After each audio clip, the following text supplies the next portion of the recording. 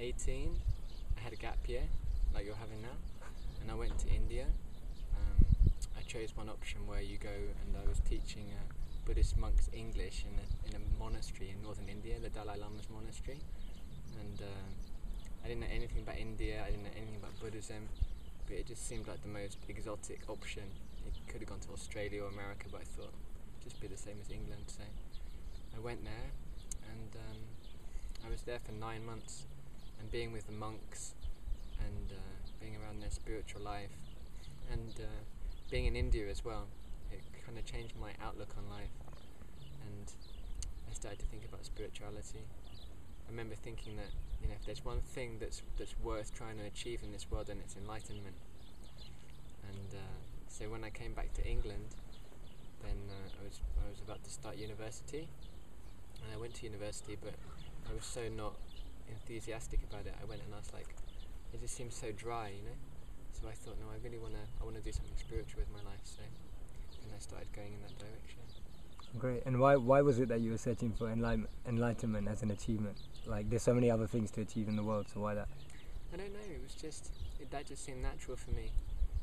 I think when you get to like 18 or 19 or 20, then up until that point your parents have kind of ruled your life and told you what to do.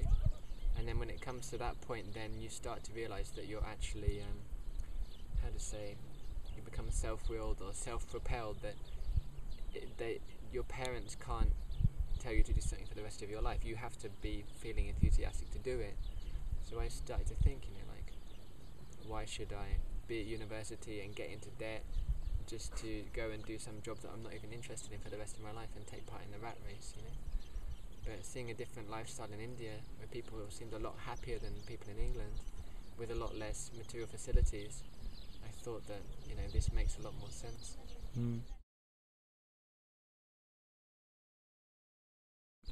Lots of sports. I used to play basketball and football and table tennis, different things.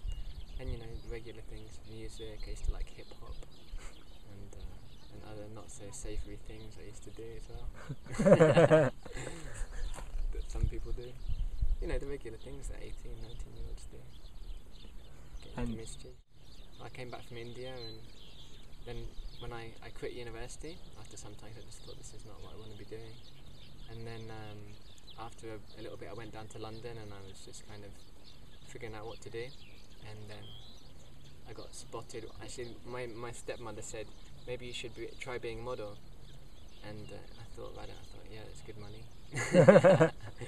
And the next day I went with my girlfriend to one play in London, and one guy came up to me from Models One and said, you know, have you ever thought about modelling? And so actually the day after that I was planning to go to Models One and say, you know, what do you think?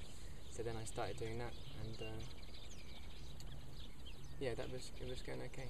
It is well paid. And what was your experience of that industry like? What did it require? Because most people externally see it as really glamorous. Is it? It may be. I don't know. I wouldn't say it's glamorous. I did one catwalk show in Milan, and I opened the catwalk show. It was my first catwalk show, and they paid me like 2,000. They flew me to Milan, and they paid me like £2,000 for 3 days. And it's, you know, the glamour is kind of, it's an illusion, you know. I remember the catwalk show, we did it, and, you know, beforehand everybody was very kind of, how do you say? I'm forgetting how to speak English. They were very... He's been living in Hungary for 1 year. They're like buttering you up, you know, and like giving you lots of attention. And then as soon as the catwalk show finished, like the second it finished, everyone was just like, gone, you know. And it's like, I thought that was going to be the party, you know. Yeah. But it's just about money. It wasn't heavy, you know. People think about the modelling industry, it's all about drugs and it's really dark. But I didn't really. It's just like a job, you know. People doing a job. But glamour is not what satisfies the heart, you know. It's not what life's about. Did you figure that out while you were doing it, or was it a realisation that came a lot after?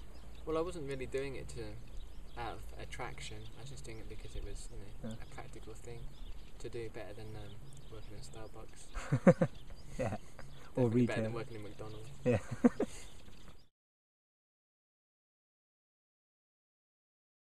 At that time I was in London and I was a model, working as a model, and I was going to different castings, and they were all around central London, lots around Oxford Street and different places, Chelsea.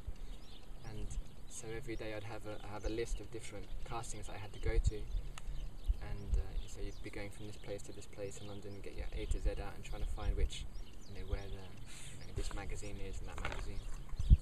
And in between then I would like go to some park and I'd just rest, just hang out, have something to eat, or just read a book or something. And I'd often go to Soho Square because it's really central and it's a nice park. And so going to and from Soho Square, I saw that there was one temple there, and it's a long time ago now, it's like 10 years ago. I knew it was there, but I didn't know what it was about. And then one day, one devotee stopped me on the street, Madhusudan Prabhu. Do you know Madhusudan Prabhu? So he stopped me on the street one day, and he gave me some books. And I said, I don't want any books. And but he was quite enthusiastic. And I said, because I was really into art, and I said, I only want any books if they've got some like cool pictures in them. And so I was looking at the books, but I wasn't very impressed by the pictures. But one was in Chinese, and I liked the Chinese script. I thought it looked cool. So I said, okay, you can give me the Chinese one. So he gave me this Chinese Hare Krishna book. And he also gave me another one in English, somehow or another. And I gave him like a really small donation. I don't know what it was, like 2p or 20p, something really miserly. And then I got that book, and I remember reading it on the bus into London. And I just kind of thought when I was reading it that I know all this stuff. I've been to India, reincarnation, the soul, karma. I know about these things. So I was quite arrogant in that sense. But then after getting that book, then I started to be a bit more conscious that the temple was there. And so one day I went into the temple, but like Soho's not the most clean-cut place in the world, and you never know what's going to go on if you go into somewhere in Soho. So they have this building in Soho, and then they have the reception and these stairs going up, and you don't know what's going to be up the stairs, So I went into reception one day, and I went to speak to the receptionist, but he didn't speak English. His name was Danny. He's like from Bolivia or somewhere. He didn't speak English. So I went in and I didn't want to go up the stairs because my dad had warned me, if you go to somewhere in Soho and you walk up the stairs, then they let you in for free, but you have to pay a lot of money to get out again. So I didn't go in. And then I went back another time, and I think the receptionist was another person who didn't speak English. But then the next time I went back, I went in and I met the devotees. I think Subal was there, and one lady called Taruna Krsna. And as soon as I went in and I met the devotees, I knew that this was what I'd been looking for. This is what I wanted in my life. Because it'd been a hard time since that time when I decided I wasn't going to go to university. Then afterwards, I was really confused and depressed. I was thinking but then what am I going to do?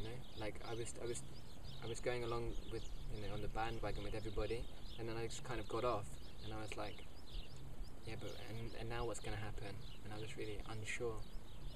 But then as soon as I stepped foot in the temple, then I could just feel that this was it, It's exactly what I was looking for. And I said that to one lady there, Mathura Mandala. I said, this is it, This is it. This is what we've all been. I said, this is the end of the journey, isn't it? And she said, yeah, this is the beginning of the end of the journey. It was quite a special experience. Just instinctively, I knew that this was like the goal of my life.